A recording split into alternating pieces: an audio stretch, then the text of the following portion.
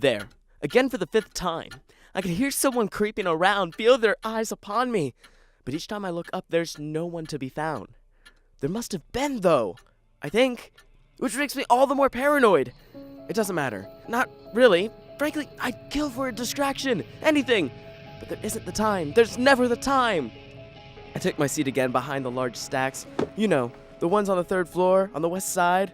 The ones that need those ladders with the wheels on the bottom so that you can reach those shelves that extend to the ceiling. When I was a kid, I used to imagine that they were endless rows that stretched beyond the sky, an endless supply of books, each with their own secrets and knowledge to spring on the unsuspecting patron. I miss those days, but they haven't all left.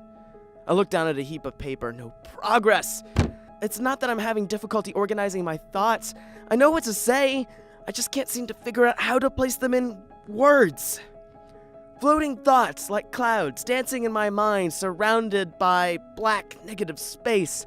Anytime I fly closer to discovering the nature of them, they simply drift further into the void.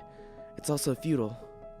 And even if I could manage, it'd all be for what? Shifting in my place, the vinyl upholstery mimics subtle flatulence.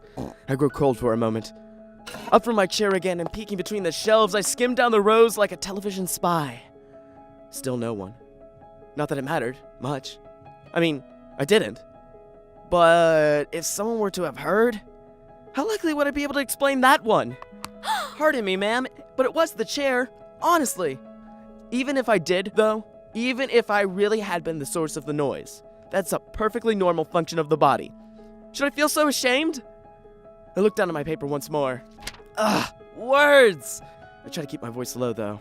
Sometimes I talk to myself, but isn't that a normal thing as well? Not all the time or anything. Mostly when I'm alone, by myself. The room doesn't feel nearly as empty when you fill it with words and sounds.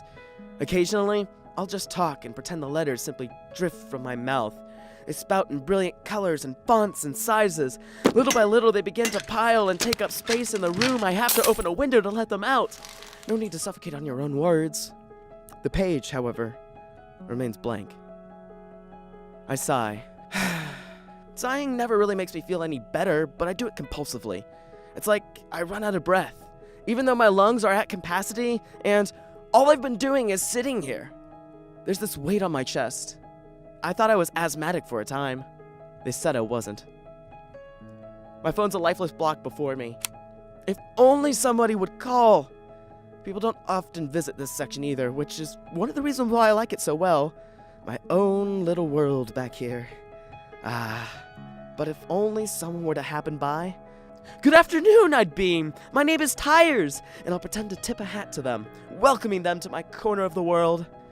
How awful it is to converse with someone who's humorless. They bore me so. Don't get me wrong, I like to talk to people. I love people, in fact, though I may do without the boorish-natured ones. No excuses for being uninteresting. I lift my pen with a new sense of clarity and conviction. Something, anything to get me started. It's a process best handled by diving straight in. It could be utter shit. I can certainly accept that by now. I need to get the right mindset, understand what I'm really looking for, and I've got it. There's no expectation that you've heard of the town of San Sarita. A single road passes through, and it's a great assumption there'd be a reason to visit. And those that stay have nowhere else to go. Shuffling from stacks behind, darting back at the source to find a puzzled patron? Instead, there isn't a soul to be seen. You're hearing things. But I know it was real. Out of my seat again, I pace back and forth across the rows. Sometimes I just do that to think. People start to stare, and then I act like I found a book I was looking for. I begin walking down a row, a roundabout way back to my spot. The shelves are more like a vast jungle of post-mortem trees. Push past a couple of limbs and you can peer further into the dense foliage. Dim hanging light fixtures only so often bring terrific shadows and shade. Once untamed wilderness slowly conquered one title at a time. I can't explain the strange feeling to one whom has never experienced it. I swear, there was someone behind me. I'm not making that up. And it's not shrouded in fear. More of my own damned curiosity. I know he's around. She, it, whatever. But why? Why do I know that? Why do I feel this thing? Am I losing it? Shit! I know I'm not crazy. I'm not. Where are you? clambering, never in front. My heart skips a beat, as does my footing. I twist around and catch myself in time. I don't believe it! A cat? A black cat! Screeching as it leaps from the shelf, taking off in the opposite direction. Ruffled and awfully thin, it looked neglected. Where did it come from? I mean, I just walked by. How did I miss that? My eyesight's fine, and I'd like to consider myself a rather perceptive individual. I've never seen him, assuming it's a boy, maybe a girl, here before. And where was she? It's off to now. My writing can wait a little longer. I tear after the black feline just as it disappears around the corner. Bounding past, let's just assume it's a boy for now. Leisurely strolling down the aisle. It's like he knew I'd follow. Like he wants me to follow. Stranger by the second. Right, which one is it? I know it was one of them. Tracing his path. Trying to hurry while crouched. No need to spook the little guy. Or draw attention to myself for that matter. I can only imagine. What a sight. He knows I'm following him now. What's his game? Another corner, I catch him just in time. He's trying to lose me. Barely discerning his next maneuver, I chase him in another direction. A series of stacks, no time to pay attention to their contents. These endless halls begin to look the same, and I'm starting to wonder if I'm the only one here. Not a soul to share his witness. A left, then two rights. I'm gaining on him now. At least, I think. He's always just out of my reach. Only a matter of time. End of the aisle, he'll have to make a decision. Dashing left, I'm only a second behind. I'm already winded. I can't wrap my mind around the chase that he's giving me. I can't keep this up. I turn the corner and make it a few meters before stopping in my tracks. Dead end. No chance of escape. But where is he? I've got to catch my breath. What the hell? He's gone? The shelves! I run my hand across the spines and covers as if there'd be a secret compartment somewhere. Removing a small collection does nothing, though.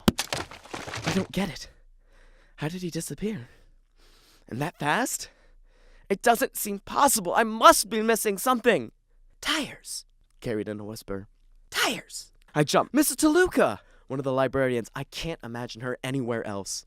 Tires, what on earth do you think you're doing? Mrs. Toluca, did you just see that cat run past here?